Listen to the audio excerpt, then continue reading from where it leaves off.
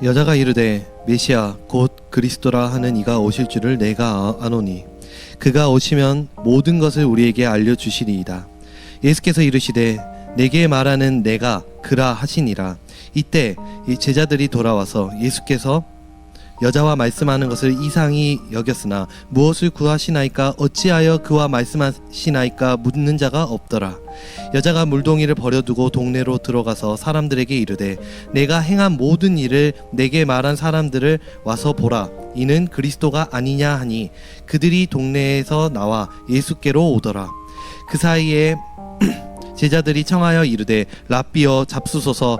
이르시되 내게는 너희가 알지 못하는 먹을 양식이 있느니라. 제자들이 서로 말하되 누가 잡수실 것을 갖다 드렸는가 하니 예수께서 이르시되 나의 양식은 나를 보내신 이의 뜻을 행하며 그의 일은 온전히 이루는 이것이니라. 너희는 넉 달이 지나야 추수할 때가 이르겠다 하지 아니하겠느냐. 그러나 나는 너희에게 이르노니 너희 눈을 들어 밭을 보라. 희어져 추수하게 되었도다. 거두는 자가 이미 삭도 받고 영생에 이르는 열매를 모으나니 이는 뿌리는 자와 거두는 자가 함께 즐거워하게 하려 함이라. 그런즉 한 사람이 심고 다른 사람이 거둔다 하는 말이 옳도다. 내가 너희로 노력하지 아니한 것을 거두러 보내었노니 다른 사람은 노력하였고 너희는 그들이 노력한 것에 참여하였느니라. 여자의 말이 내가 행한 모든 것을 그가 내게 말하였다 증언하므로 그 동네 중에 많은 사마리아인이 예수를 믿는지라. 사마리아인들이 예수께 와서 자기들과 함께 유하시기를 청하니 거기서 이틀을 유하심에 예수의 말씀으로 말미암아 믿는 자가 더욱 많아 그 여자에게 말하되 이제 우리가 믿는 것은 내 말로 인함이 아니니 이는 우리가 친히 듣고 그가 참으로 세상의 구주신 줄 알미라 하였더라. 아멘. 할렐루야. 우리 이 시간 옆에 좌우 앞 뒤에 계신 분들 서로 인사합시다. 하나님의 은혜가 당신께 주어지기를 소망합니다.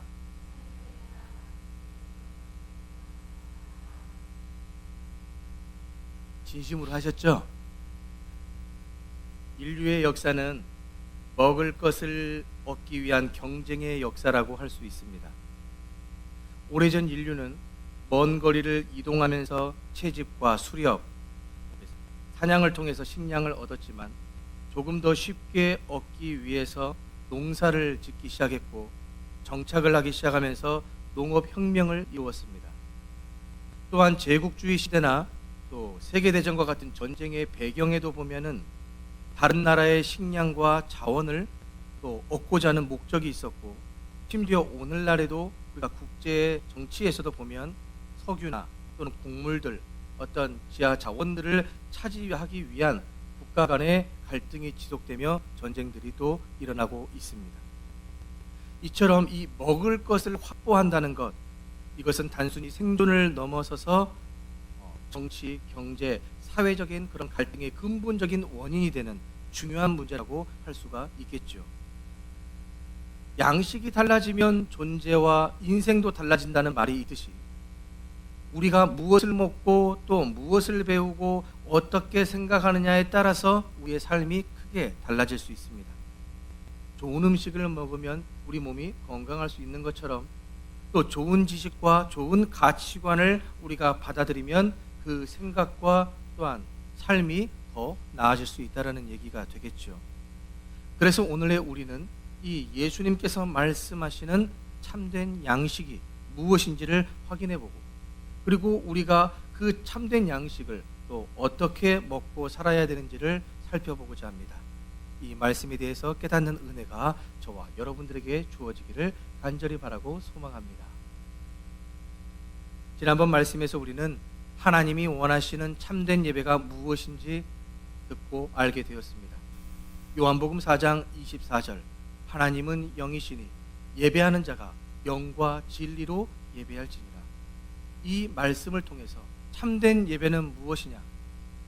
아버지 하나님을 만나기 위해서 성령의 인도하심 속에 그 말씀 안에 들어가는 자, 그 말씀과 동행하는 자가 바로 참된 예배를 드릴 수 있다는 것을 우리가 지난번 말씀을 통해서 들었습니다.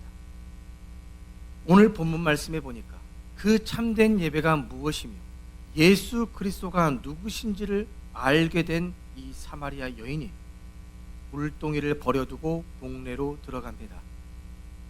물을 뜨러 왔는데 물동이를 버려두고 동네로 들어갔다는 것은 물 뜨는 것보다 더 중요한 일이 생겼다는 것으로 우리는 충분히 생각할 수 있죠. 메시아를 만났다는 그 놀라움과 감격 때문에 자신이 할 일에 대해서 잊어버리고 지금 마을로 달려갔습니다. 여인이 우물을 찾은 시간은 정오 12시. 강렬한 햇볕이 내려쬐고 있는 그때, 우물이나 마을 어귀나 이곳이나 저곳이나 어디든 사람의 발길이 뜸할 그 시간, 그럼에도 불구하고 이 사마리아 여인은 그 동네로 들어가서 외칩니다. 메시아가 오신 것 같습니다. 메시아가 오신 것 같습니다. 그러나 사람들이 반응이 어땠겠습니까? 시큰둥했을 겁니다. 왜 시큰둥했을까? 우리는 충분히 유추할 수 있는 부분들이 있죠. 그래서 그녀는 아마 집집마다 문을 두드리면서 이야기했을지도 모릅니다. 선조들이 말씀하시던 그 메시아가 오신 것 같습니다. 내 입으로 얘기하지 않은 은밀한 일까지 다 꿰뚫어 보시는 그 선지자와 같은 분이 오신 것 같습니다. 여러분, 좀 나와서 보세요. 우리가 기다리던 메시아가 오신 것 같으니 좀 와서 보세요. 좀 와서 봐보세요. 문을 두드리며 이야기했을지도 모릅니다. 사람들은 어안이 벙벙했을 겁니다.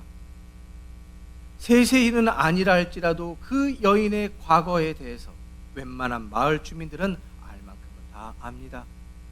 그 여인은 공개된 장소를 꺼려하며 사람들을 늘 피해 다녔던 여인 아닙니까? 그런 그녀가 여자라는 신분과 체면을 망각하고 그렇게 부담스러워하는 사람들 앞에서 심지어 그들의 문을 두드려가면서 다급히 뭔가를 전하고자 하는 그녀의 적극적인 그 행동에 사람들은 관심을 갖기 시작하며 기대 반 의심 반 동네에서 나와 예수님께로 향합니다. 그러는 사이에 먹을 것을 찾으러 갔던 제자들이 예수님께 와서 먹을 것을 드시라 말씀을 합니다. 그러나 예수님이 의외로 다른 의미를 말씀을 하시죠. 뜻밖의 말씀을 하십니다. 뭐라 하시냐? 내게는 너희가 알지 못하는 먹을 양식이 있느니라. 예수님의 제자들이 이 말의 뜻을 알지를 못합니다. 그러니 34절을 통해서 예수님이 다시 말씀을 해주시죠. 나의 양식은 나를 보내신 이의 뜻을 행하며 그의 일을 온전히 이루는 이것이라. 우리가 흔히 먹을 것을 먹지 않고도 배부르는 상황들이 있지 않습니까?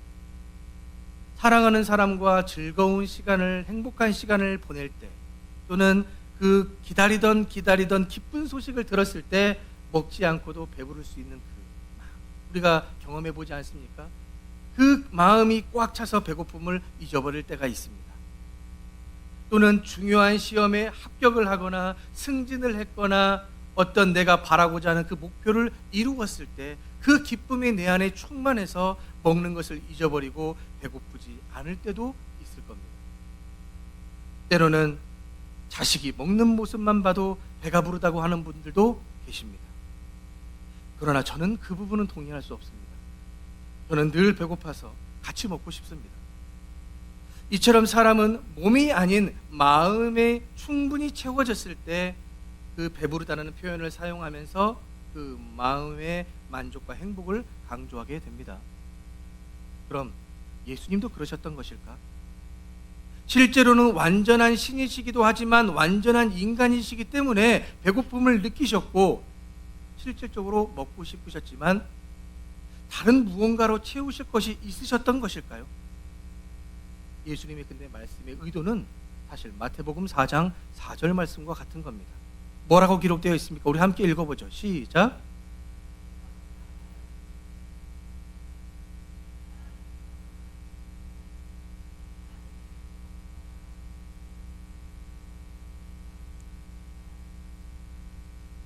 떡으로 사는 것 아니요 여호와의 입에서 나오는 말씀으로 산다. 이 원리를 가르치고 싶으셨던 겁니다. 떡이 중요치 않다라는 말이 아닙니다. 오해하지 마십시오. 떡 중요합니다. 그러나 그 그 육신의 배고픔을 채울 떡도 중요하지만 그것보다 더 중요한 양식은 바로 하나님의 말씀이라는 얘기죠. 당신은 무엇을 먹고 삽니까? 라는 질문에 밥 먹고 살지 뭐 먹고 삽니까? 라고 이야기하시는 분들이 있는가 하면 난 사랑을 먹고 삽니다 라고 감정적이고 낭만적인 사람도 있기도 하고, 나는 따뜻한 햇살을 먹고 살아 라고 자연 친화적인 사람도 있으며, 난 마누라 눈치를 먹고 살아 이렇게 고백하는 사람도 있습니다. 그런데 정말 우리가 먹고 살아야 될 것이 무엇인가? 뭡니까? 말씀입니다. 이미 알고 있는 뻔한 답입니다. 그런데 우리는 그 말씀을 잘 못 먹는 것 같습니다. 듣는 것은 잘하는데 잘 못 먹습니다. 사람 빼고는 다 먹어도 사랑도 먹고 햇살도 먹고 눈치도 먹을 줄을 아는데 이 하나님의 말씀을 잘 못 먹는 것 같습니다. 말씀이 뭡니까? 하나님의 뜻이죠. 하나님은 자신의 뜻을 말씀을 통해 이루시는 분이십니다. 그 말씀으로 이 세상을 창조하셨고, 그 말씀이 육신이 되어 이 땅 가운데 보내주신 분이 예수 그리스도십니다. 우리는 그 말씀 자체이신 예수님을 믿음으로 구원을 얻는 자들입니다. 그러므로 우리가 말씀을 먹는다는 것은 예수님을 내 안으로 받아들여서, 예수님을 내가 영접하여서 예수님의 그 정신을 가지고 예수님의 그 마음으로 예수님께서 걸으셨던 그 길을 걷는 자들인 겁니다. 이것이 바로 말씀을 먹는다는 겁니다. 그런 자들이 크리스천이라고 불려지는 것이고요. 그런데 우리는 여전히 크리스천이라는 이름표를 달고 있으면서도 우리의 부족한 것을 채우려는 그 삶의 목적을 두고 살아갈 때가 얼마나 많습니까? 하지만 예수님 보십시오. 예수님의 삶의 목적이 무엇입니까? 예수님은 자신을 이 땅에 보내신 그 아버지 하나님의 뜻을 행하는 것을 삶의 목적으로 삼으셨다는 것이 오늘 본문에 분명하게 드러나지 않습니다. 그래요, 우리는 예수님이 아닙니다. 예수님은 우리와 같은 완전한 인간이시기도 하지만 완전한 신으로서 우리는 신이 아니기 때문에 우리는 예수님이 될 수 없겠죠.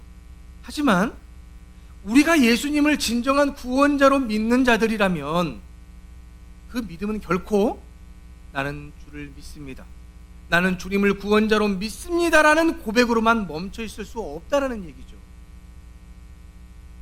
예수님의 제자들인 사도들의 고백 뭐라고 부릅니까? 사도신경이라고 부릅니다. 비록 사도신경이 성경에 나오지는 않습니다. 그리고 예수님의 사도 12제자가 직접 고백한 신경도 아닙니다. 하지만 초대교회는 그 사도들의 가르침을 기본으로 하여서 신앙의 핵심을 정리해서 때로는 그들의 생계와 그들의 인생을 내걸 만큼 이단들로부터 그 초대교회의 정통을 지키고 보호하기 위해 만들어진 신앙 고백이 바로 사도신경인 겁니다. 그러니 이 사도신경은 교회의 권위가 있는 것이고 사도들의 개성성이 있는 것이고 역사성까지 같이 있는 고백서가 사도신경이라는 겁니다. 그래서 주문 외우듯이 외우지 말라고 말씀을 드리는 거죠. 그런데 그 신앙 고백서가 뭐라고 시작을 합니까? 어떻게 시작을 합니까? 크레도 인 데움 파트렘 옴니포텐템이라고 시작을 합니다. 가장 먼저 나오는 단어가 라틴어로는 크레도라고 단어를 사용을 합니다. 그런데 이 라틴어 단어가 두 가지의 단어가 합성된 단어입니다. 첫 번째는 마음을 뜻하는, 심장을 뜻하는 단어와 주다를 뜻하는 단어가 합성된 단어가 바로 이 크레도라는 단어인데, 그러니 해석하면 뭡니까? 마음을 주다, 네, 심장을 주다라는 뜻이 바로 크레도라는 단어입니다. 그런데 이것을 영어로 번역을 했을 때 I believe라고 번역을 한 거죠. 나는 믿습니다라고 고백을 한 겁니다. 그러나 이 라틴어의 원역에 따른 의미로 해석을 하면 나는 믿습니다가 아니라 나는 나의 심장을, 내 마음을, 내 전부를, 내 인생을, 내 생명을 당신께 드립니다의 고백이 되는 겁니다. 그냥 내가 예수님을 믿습니다의 고백이 아니라는 얘기죠. 그러니 이것은 단순한 우리가 이 인정, 주님이 그리스도시라는 그 인정을 넘어서, 동의를 넘어서 순종과 헌신까지 나아가는 단어가 크레도라는 단어라는 겁니다. 그러니 우리가 진짜 이 사도신경을 고백하고 믿는 자들이라면 우리는 이 고백에서만 멈춰 있어서는 안 된다는 얘기죠. 그러면 어찌해야 합니까? 바로 이 하나님의 말씀, 이 신앙을 양식 삼아 먹을 수 있어야 한다는 얘기입니다. 그 하나님의 뜻이 뭐겠습니까? 하나님의 말씀을 먹어야 한다고 했는데, 그 하나님의 뜻을 우리가 양식 삼아 먹어야 한다고 했는데, 그 하나님의 뜻이 무엇이냐? 그것이 바로 영혼 구원을 위한 복음 전파인 줄로 믿습니다. 이것은 제 이야기가 아닙니다. 그 근거가 무엇이냐? 바로 35절에서 38절의 내용에 근거가 나와 있는 겁니다. 무슨 내용입니까? 예수님이 추수에 대한 이야기를 하고 계시죠. 이 추수에 대한 이야기를 하시는 이유가 바로 추수는 영혼 구원을 또 전도의 결실로 비유되는 단어이기 때문에 그렇습니다. 그래서 예수님은 이 육신의 양식도 중요하지만 예수님을 이 땅에 보내신 아버지의 그 뜻, 영혼 구원을 위한 복음 전파를 더 중요한 양식으로 삼으셨던 거죠. 우리는 오늘 본문 말씀을 통해서 이 중요한 몇 가지의 사실을 잊어버려서는 안 됩니다. 생각해 보십시오. 유대인들이 다 꺼리는 그 지역을 예수님은 왜 순수 혈통을 잃어버린 그 혼합된 그 사마리아 지역을 들어가시는지, 그리고 많은 사람들 중에 왜 5명의 남편도 아닌 다른 남자를 거쳐 지금에 있는 사람도 남편이 아닌 그 여인을 만나시는지, 그리고 왜 그 여인과 영원히 목마르지 않는 생수에 대해서 이야기를 하시고 참된 예배에 대한 이야기를 하시는 것인지, 그리고 왜 제자들에게 알지 못하는 양식이 있음을 가르치고 계시는 것인지, 우리는 이것을 잊어버리면 안 되는 겁니다. 왜 그런 일들을 예수님께서 하셨을까요? 그것은 바로 하나님의 구원은 신앙이 좋거나 더 열심히 잘하는 특별한 사람들만이 아니라 말씀에서 벗어난 불순종한 자들까지도, 심지어 음란한 우리조차도 끝까지 사랑하시며 구원하기를 기뻐하시기 때문입니다. 어떤 사람은 이야기합니다. 목사님, 저는 음란한 사람 아닙니다. 과거에 건전한 교제를 했던 많은 사람들은 있었어도 사마리아인과 같이 살지는 않았습니다. 비록 저의 신앙생활이 100점짜리라고 말할 수는 없어도 나름 주일 성수에 힘썼고 기도하며 믿음으로 살려고 발버둥 쳤습니다 라고 말하는 사람들이 있습니다. 네, 존중하겠습니다. 그런데 그 나름이라는 것이 가장 애매한 것 아닙니까? 그 나름이라는 기준은 무엇에 둔 겁니까? 나 아닙니까? 내 자신의 입장에서 생각해 볼 땐 나름 잘했다라고, 나름 열심히 했다라고 이야기하는 것 아닙니까? 그러니까 나를 중심에 두고 생각하니까 그나마 관대하게 여길 수 있고 괜찮다고 말할 수 있는 것이지, 우리의 주인 되신 하나님 입장에서 생각해 보면 과연 그렇게 여길 수 있을까요? 우리 모두는 다 사마리아 여인이 아니라고 생각합니다. 나는 사마리아 여인 정도는 아니라고 이야기를 합니다. 그런데 실상은 우리가 사마리아 여인 맞습니다. 여러분들은 인정하십니까? 저만 사마리아 여인이군요. 여러분들은 아니신가 봅니다.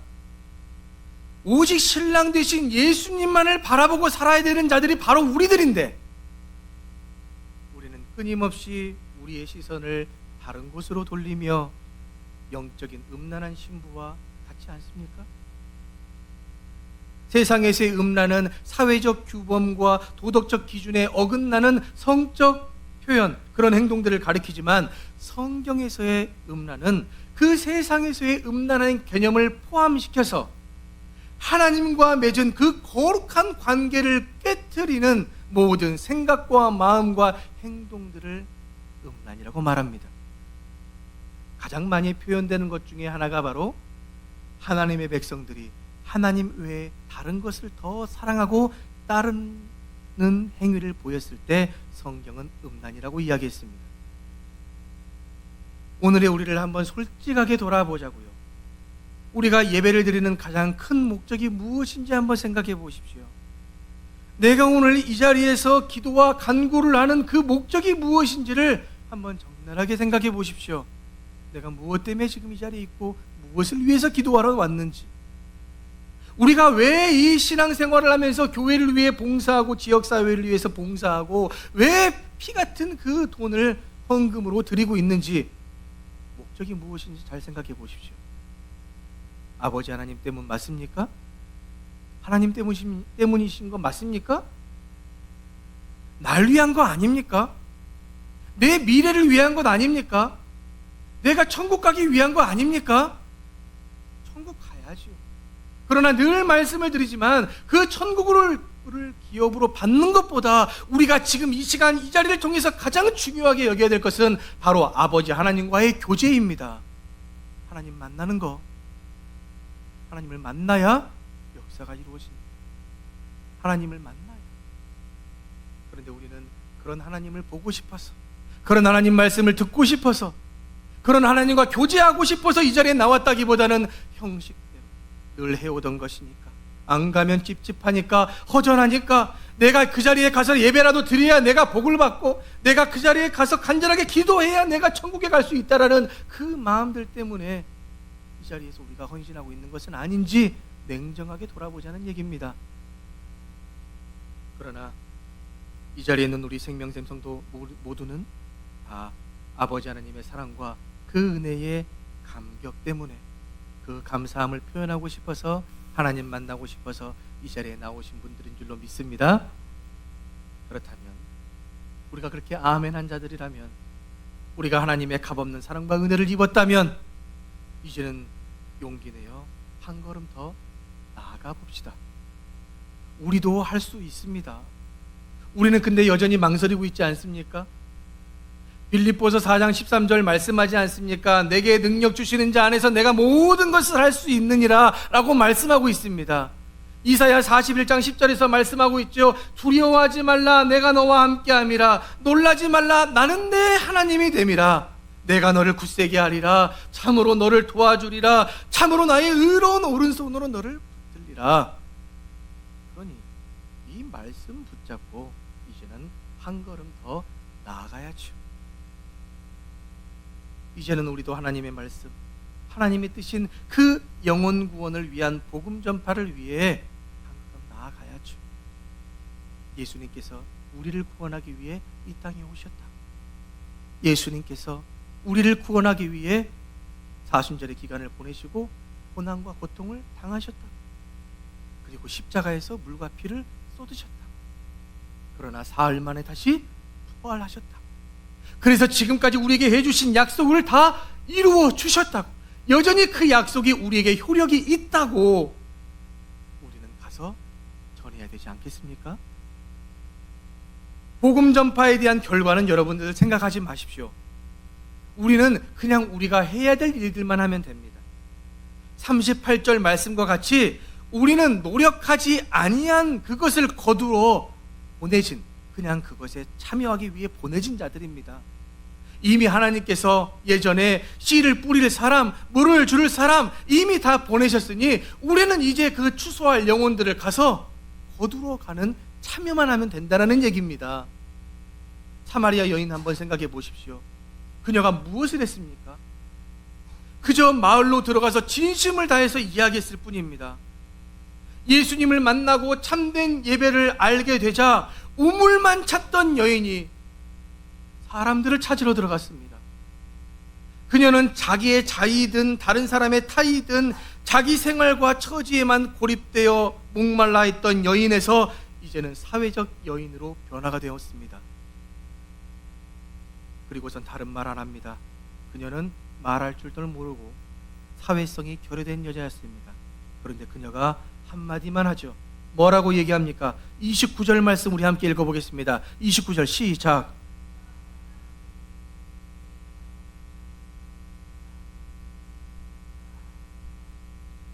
이 29절 말씀에 우리가 참 익숙히 들어왔던 문장이 있습니다. 무엇입니까? 와서 보라. 예수님께서 제자들을 삼으실 때 두 제자에게 했던 말씀, 와서 보라. 그렇게 제자가 되어서 빌립이 친구 나다나엘에게 가서 전도했던 이야기 뭐였습니까? 와서 보라. 그리고 사마리아 여인도 동네 사람들에게 들어가서 이야기했습니다. 와서 보라. 그러면 이제 누구 차례입니까? 우리 차례 아닙니까? 이제는 우리도 가서 이야기해야죠. 와서 보라. 오늘 우리가 이 말씀 앞에 우리가 다시금 결단해야 될 것은 단 하나입니다. 무엇을 먹고 살 것인가? 당신은 무엇을 먹고 사시겠습니까? 하나님의 뜻, 그 말씀을 먹고 영혼 구원을 위해 복음을 전파하며 살아가는 바로 저와 여러분들이 되시길 주님의 이름으로 축복합니다. 결과 생각하지 마십시다. 가서 한마디만 해보시죠. 와서 보라. 그렇게 한 걸음의 용기 내어 복음을 전파할 수 있는 우리 모두가 되길 주님의 이름으로 축원합니다. 하나님 아버지, 우리가 인생 중에 먹어야 할 수많은 것들이 있지만 그 중에 가장 중요한 것은 바로 하나님의 말씀, 아버지의 뜻인 줄로 믿습니다. 예수님도 인간이셨기에 배고프심이 당연하셨을 것인데 그럼에도 주님은 아버지의 뜻, 영혼 구원을 위한 복음 전파를 양식으로 삼아 아버지의 뜻에 목적을 둔 삶을 사셨습니다. 아버지 하나님, 여전히 말씀이 우리에게 주어지고 있는데도 하루아침에 없어져 버릴 이 땅의 것을 위해 목숨 거는 저희가 되지 않게 하여 주시고 참된 예배와 참된 양식이 무엇인지를 우리가 이제는 말씀을 통해 알았사오니 마땅히 먹어야 할 것을 먹고 바른 삶을 살아내는 저희가 될 수 있도록 성령이여 인도하여 주옵소서. 그리하여 주실 줄로 믿고 우리 구주 예수님의 이름으로 간절히 기도하옵나이다.